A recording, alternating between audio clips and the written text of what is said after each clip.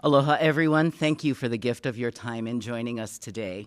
In just a few moments, Governor Josh Green will sign a bill to develop a clean fuel standard for Hawaii and another step forward toward our climate goals. After remarks conclude, the formal bill signing will commence, and it is now my honor to introduce to you Governor Josh Green.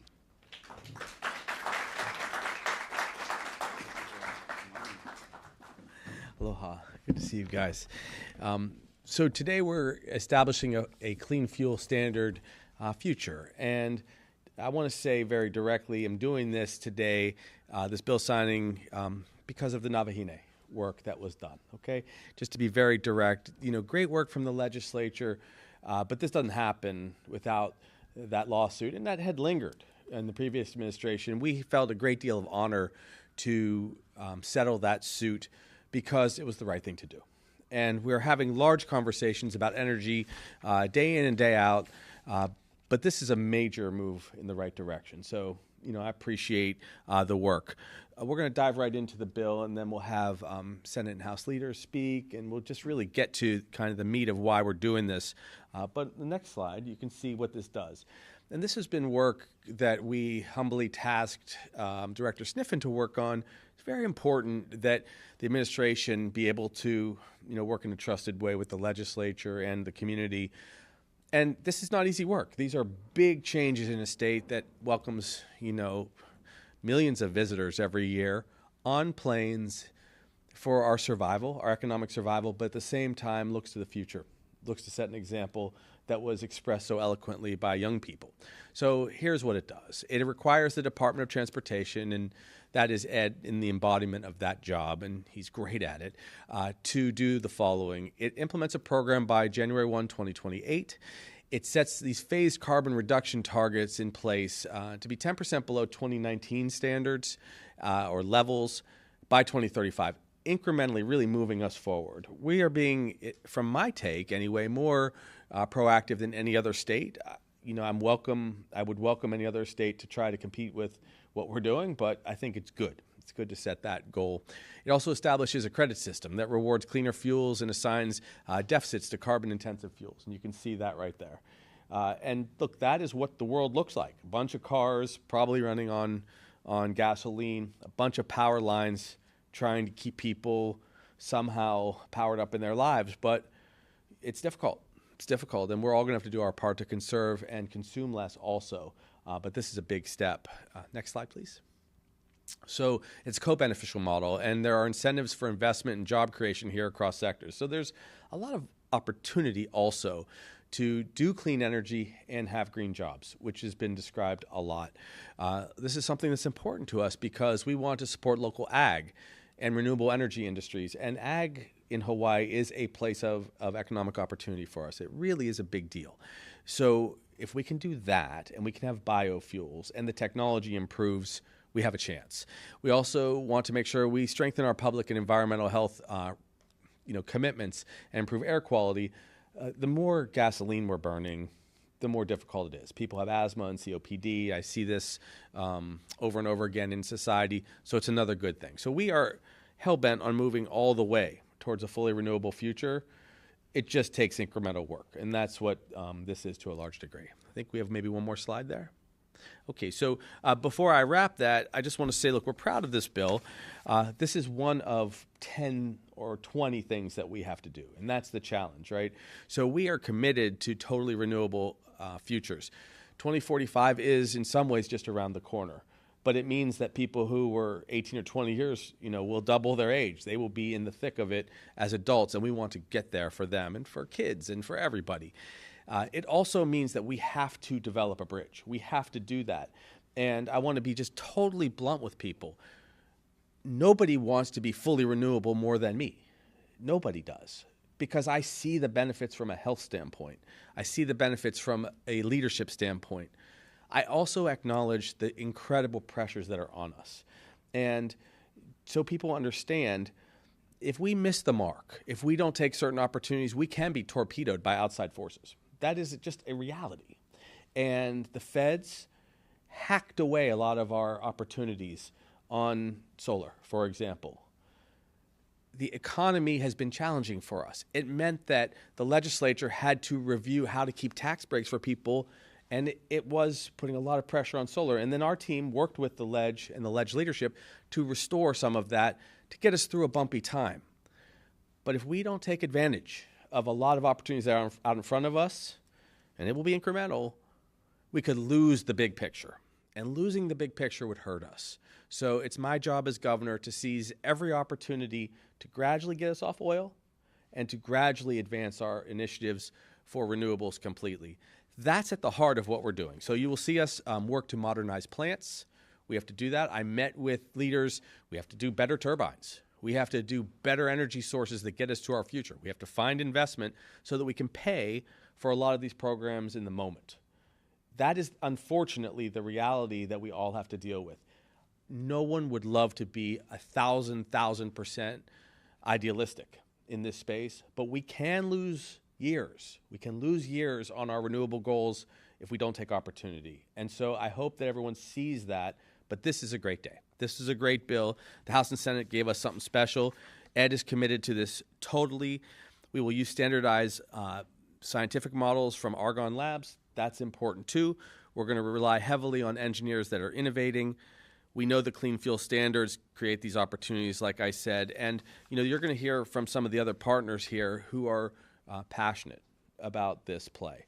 But it's never it's never in a vacuum, and I really need to impress that upon people, because we can win the moment and lose the war if we're not careful. That is something that I've seen as governor. There's a lot of pressures on us to back away from all of these extraordinary opportunities if we can't afford to move forward. And that is just a reality that I'll keep sharing, and I'll try to explain better and better over the coming years. But there is a pragmatic side to the ultimate victory to get to fully renewable. And I think that we will go on that journey together. Aloha.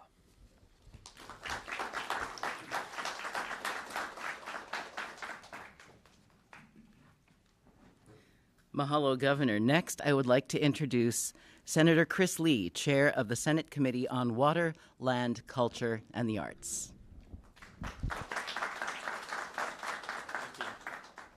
Thank you. I'd like to build on, I think, the fantastic work that everyone here in this room has done, bringing this forward, that the governor's articulated. We have in Hawaii a serious set of problems that we're trying to solve. We're being impacted by climate. We're being pounded by affordability. Folks are looking for solutions to answers that address these very tangible impacts that all our families face across all the islands. And while today the majority of our emissions is from transportation, we know there are things we can do about that. But I want to talk about something else, because the bigger win here, I think, in the immediate, is creating real progress on affordability and creating a new pathway to access cleaner, cheaper methods of transportation for everybody throughout the state. And this is something that this bill really helps open the door to. Because what we're talking about is not just a clean fuel standard, but a clean fuels reinvestment program. And this is built on success proven in other states like Washington, California, Oregon, New Mexico, by industry leaders in markets across the country that have catalyzed billions of dollars of investment into new innovative technologies that has been able to help transform not only our future, but people's very lives and day-to-day commutes and everything else that we are feeling from an affordability perspective. For the United States, looking back about 100 years, because we're at this inflection point now that the governor talked about, where we have to figure out how to get from here through our next century. For the last 100 years, we have come to dominate the world economy as a nation because we've embraced innovation. We've embraced what's new. We've doubled down and been bold and said, we're going to create something new that wasn't there before. And that's led to all the technologies that we've been able to bring to bear that has made us a global powerhouse economically, that has improved our quality of life around the country and around the world, and has reduced costs for everything from several generations ago to today. And that's something that we can benefit from still if we want to succeed in the 21st century, if we want to get off of the unpredictable fuel cost as we ship in oil from around the world that are impacted by wars and events far outside our control, we have to, again, innovate and embrace what we can do here and what kind of technologies we can bring to bear, what kind of new things we can use to tackle these solutions so we can create cleaner, more affordable transportation options, fuels, electrification, and everything that we know is going to benefit folks. And we are not alone in this. Other countries are moving ahead. In China right now, there are EVs coming onto the road that can charge from 0 to 80% in 5 minutes. These things are very real, and we have very much to catch up on. And what's exciting about that is we know that those folks who can really benefit the most are local families here who right now can't afford to access cleaner, cheaper fuels, who can't afford to access cheaper EVs.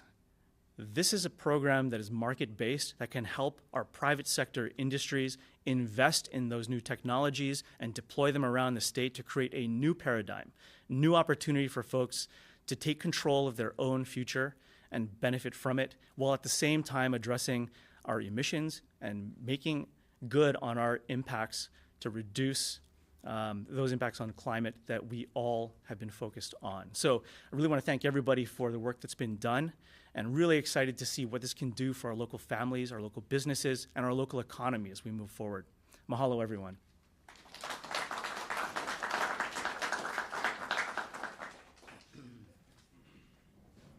Mahalo, Senator Lee. Now please welcome Representative Nicole Lowen, Chair of the House Committee on Energy and Environmental Protection.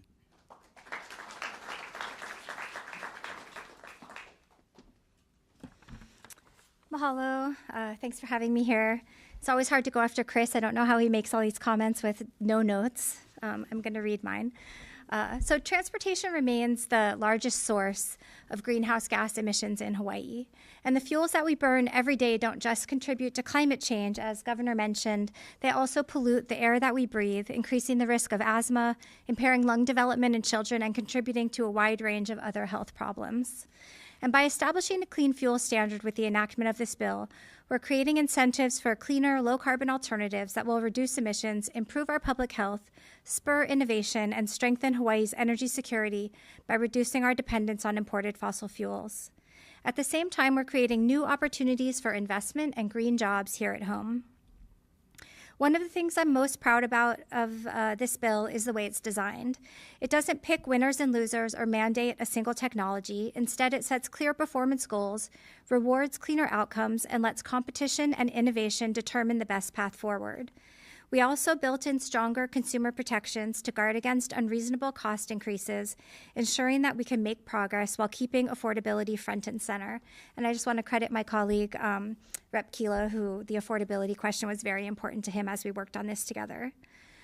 This legislation is an important milestone in meeting Hawaii's clean transportation goals and advancing our commitments under the Navahine settlement. I want to extend my clear, sincere mahalo to Department of Transportation for their collaboration on this, to the many advocates and stakeholders who have worked towards this for years, to my colleague Chris Lee for his leadership in the Senate, and to Representative Kila for his leadership in the House, and to Governor Green for signing this bill into law. Today, we're sending a clear message. Hawaii is committed to cleaner transportation, healthier communities, and an energy future that's more resilient, innovative, and less dependent on imported fossil fuels. Thank you.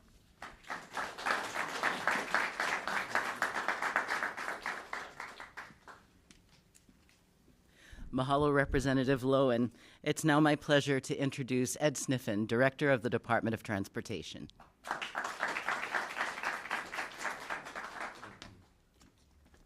Aloha mai kako.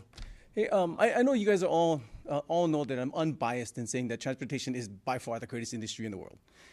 It connects us to everything. And for us in Hawaii, that's disconnected geographically, gives us all the connections we need to our jobs, to our communities, to the beloved communities we serve, and all of our families that are all over the world. It's also responsible, as you heard from everybody else, responsible for half of the emissions that we have in Hawaii. That's not transportation's problem. That's our life's problem. We got to adjust our life. We got to shift that. For us, being the department that's responsible for the clean fuel standards now, we're going to work with Hawaii to make sure that we make that shift. And shift is a word that we keep using because that's what our rules are going to be. It's our Sustainable Hawaii Initiative for Fuel Transformation. That's what we're going to be moving forward on. We saw in our energy or waste reduction report that clean fuels is the biggest opportunity for us to remove emissions from our environment. And we're going to be working hard on that. We really thank Governor for his leadership and the legislation for pushing forward a bill that gives us the flexibility to focus on affordability and energy security while we ensure that we reduce emissions throughout. That was the two big components that we had to make sure we had to move on. Governor says it best. Nobody cares about the environment if you can't afford your house and you can't afford to eat. We want to make sure that everybody can afford to live in Hawaii when we make it beautiful. Thank you much, everybody. Mahalo, Director Sniffen. At this time, I'd like to invite our state legislators, any key stakeholders, to join the governor at the podium for the formal bill signing and subsequent picture taking. Do we have Christina?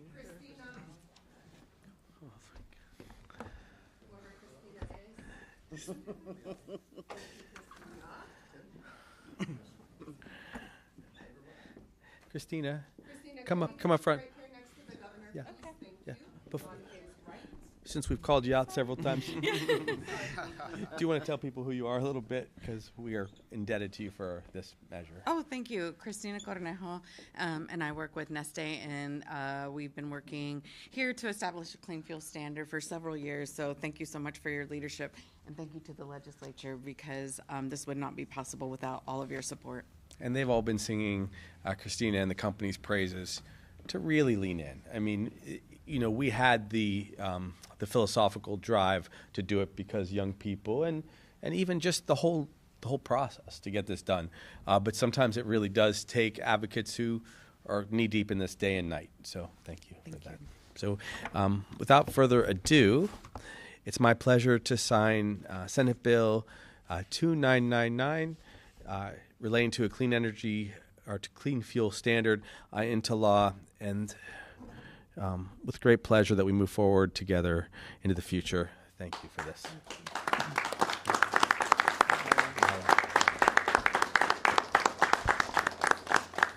Mahalo, everyone. That concludes our formal program.